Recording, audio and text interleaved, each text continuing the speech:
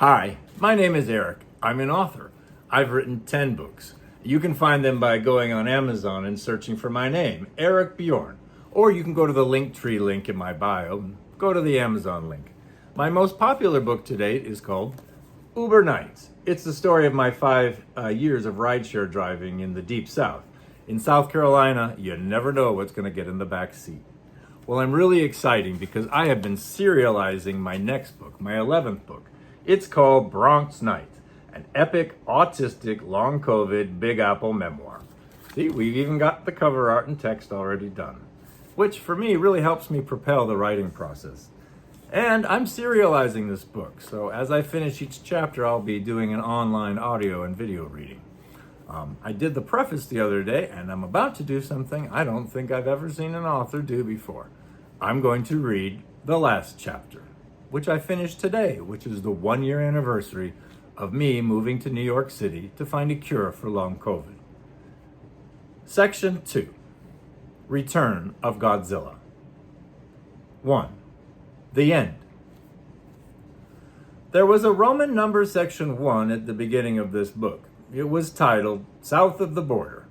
And so this entire time you've been waiting for section 2 to show up. And when it does, it's the bloody end of the book. There are only a few pages left. I assure you this is not a gimmick, because I'm writing this final chapter precisely 1 year to the day that I moved to New York City, to this historically curious neighborhood of the Bronx, Mott Haven.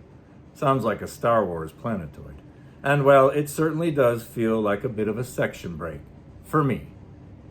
True, I still have an entire book above to write, except I managed to get a general outline, plus the preface, the cover art and text, and even part of the first chapter in before the deadline. I get that it's an anniversary, but what's the deadline? Oh, the return of Godzilla, of course. It's right about now 1 year ago that I drove beneath his scaly ass and started this strange odyssey. I'm sitting here at my desk sipping from a Fresca, sober as a clam after a good night of pretzeling rest, wondering what will happen. There's no point in trying to hide. Here I am at my desk. Maybe it's not such a bad color after all. This is the 11th book I've written at this desk. First one, black. Goes a bit with the theme. I ran this joke by JoJo and it took her a minute to get it. Granted, she's making a sandwich. It feels rather early in the morning to make a traditional sandwich, but that's just kind of her. Later, while proofing this, she got in my face and said, "Fuck you, I love fucking sandwiches." But she was just playing. Keep it? JoJo runs the sink. Definitely not. No, keep it. The sink runs. Hell yeah, keep it. Why were you thinking no at first? I never really liked my name anyway. I need to start drinking more water. Honest to God, while proofing this some more, JoJo started coughing so badly that I almost had to call EMS. Now that would have pushed this manuscript over the edge to bestseller material. I turn. I meant the joke. Your name is a fake name. In fact, you're not even real. You're just in my imagination. There she stands, empress of all, in that tattered green hoodie, leaning against the sink, with leopard slippers. I know. I need mustard big time. Don't put that in the book. Don't worry. I won't. How's the sandwich? The joke stays. But the word goes. We next had a discussion about my use of the descriptor tattered above. JoJo reminded me that I had purchased the hoodie and that it was still quite new. In fact, she really likes it a lot. Would I please consider a new adjective to describe it? Huh. Well, there's probably a life lesson in there. Not bad timing. Okay, it's not tattered, but it is a hoodie, and it is green. And all of what she said about it is true. But for some reason, it was tattered in my head. Perhaps a bit like my memory these days. The discussion continued.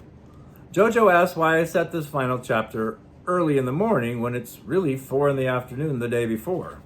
I explained that when I sit down to finish this chapter tomorrow, which is now today, it really will be 1 year to the day that I moved to New York City. She said, "But you said everything was real." It is.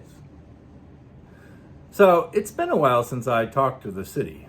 As you know, I've had a lot of other therapy lately.